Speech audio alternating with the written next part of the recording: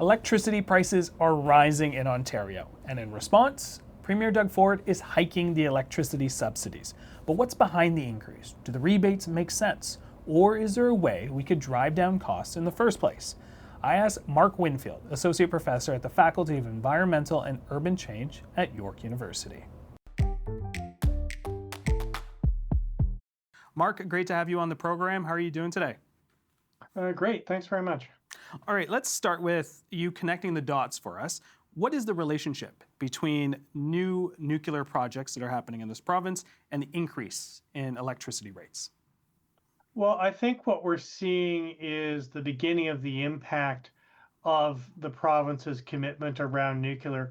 I mean, what we're seeing already is the beginnings of rate increases. Now, those at the moment are probably mostly related to the refurbishment projects of existing facilities.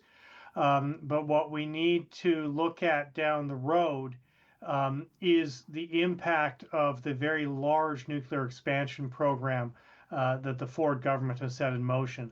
And that will inevitably have a very large impact on rates in terms of moving them upwards. Is it fair to say, with the government's push for nuclear, that these rates and these increases are fairly permanent? I think so. I mean, if the government stays on the pathway it's on, which is this overwhelming commitment not just to the refurbishment of existing facilities, but a series of major new build projects at Wellesleyville, at the Bruce site, and at the Darlington site, we are effectively embedding very, very high costs into the system in the long term. All right, so the province is going all in on this very expensive and what you have written as untested technology, things that haven't actually been built before. Help us understand that, but also, is there no sort of provincial oversight body that would be monitoring this build, the cost, the technology? Well, two questions there. One around the one new build reactor project, which is underway, which is what's called a small modular reactor at Darlington, although it's not modular at all. And that would be the first of its kind in the world. So it is untested, and it's certainly one that Canadian regulators have never seen before. It uses a type of fuel we've not seen used in Canadian reactors. It requires enriched uranium, which we don't actually have the capacity to produce in Canada. We'd be relying on the United States, which makes it a strange choice from an energy security perspective. In terms of oversight, the short answer is no. There is no oversight or review process around these plans. A combination of steps taken by the previous Wynne government and the current government effectively eliminated what oversight and review process we have. So the system is effectively running on political directives from the minister's office and the premier's office, and the various agencies are mandated by statute to implement the directions laid out in those directives, whether they make sense or not. Well, help us understand that. So when we think about energy and electricity specifically, I'm thinking of IESO, the Independent Electricity System Operator. We have the Ontario Energy Board as well. What do they do if not monitoring any of this? Well, the board has some oversight of rates, but it has explicitly no mandate to review the overall strategy or plans which the province has articulated. That role was eliminated back in 2015. So that element is not present. I mean, the closest we get is in rate hearings where some of this gets revealed, but there's no point at which the board looks at the overall plan and asks questions about, is this the most cost effective or prudent or lowest carbon option available to the province? In terms of the independent electricity system operator, it's independent is a somewhat complicated question. It has a degree of independence in terms of the actual day-to-day, minute-to-minute operation of the electricity market, of sort of aligning supply and demand on an ongoing basis. But it has certainly no regulatory role, and its planning functions are deeply attenuated, again, by the fact that it is fundamentally subject to the directives issued from the political level. Its job is to implement those directives, not really to ask questions about do they make sense, Hmm. or are there different pathways the province could be considering that might offer a lower cost and more reliable and safer pathway forward. All right, let's have a look at electricity rates in Ontario. I want to show this chart. This is dating back to 2006, looking at 2024. You can see in the green line, that's your off-peak, in yellow, mid-peak, and red, on-peak. The off-peak in green, you can see in 2006, starting just under 4 cents per kilowatt an hour to about just under 10. And if you look at all three rates, kind of doubling in that. Now, I should mention that these new rates are not included in this data, but I am curious, what's important to understand about previous rate increases under other governments?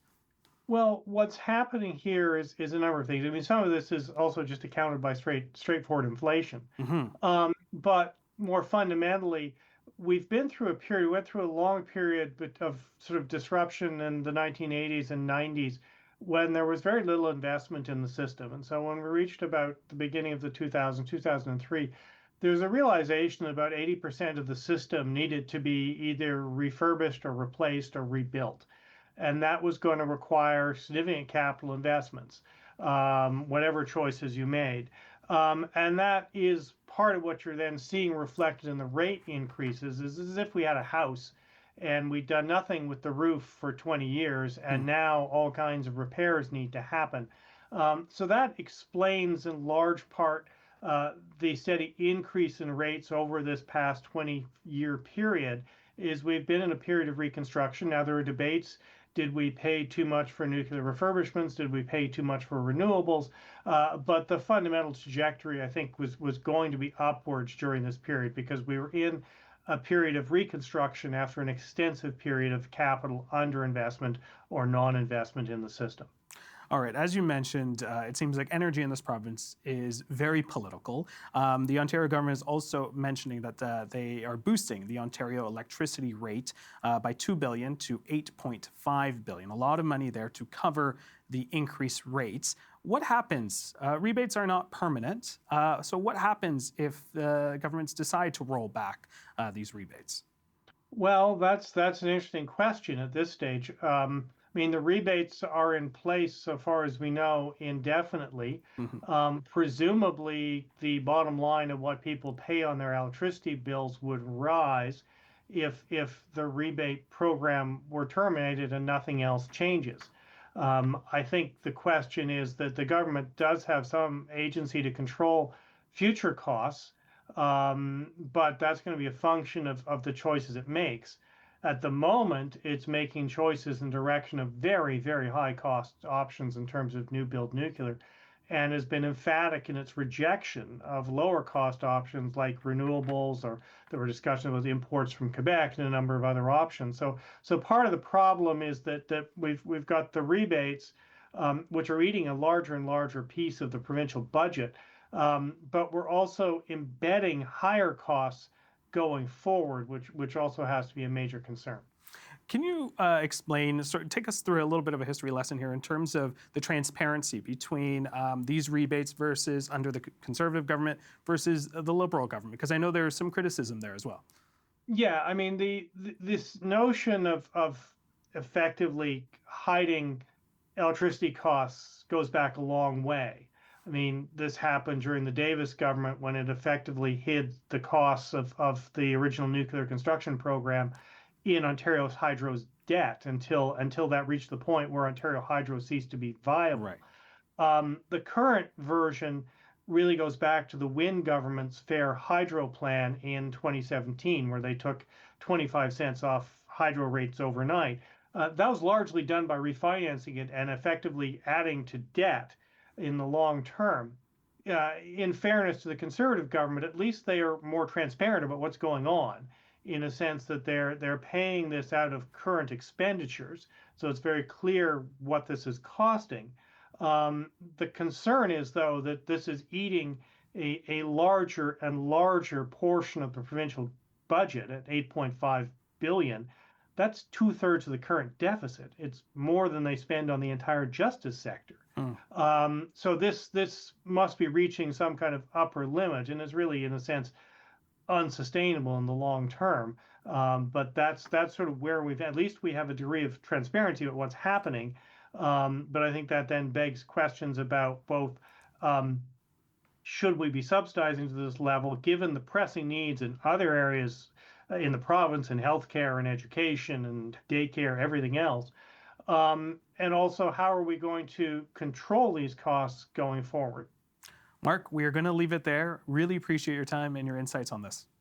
Great. Thank you very much.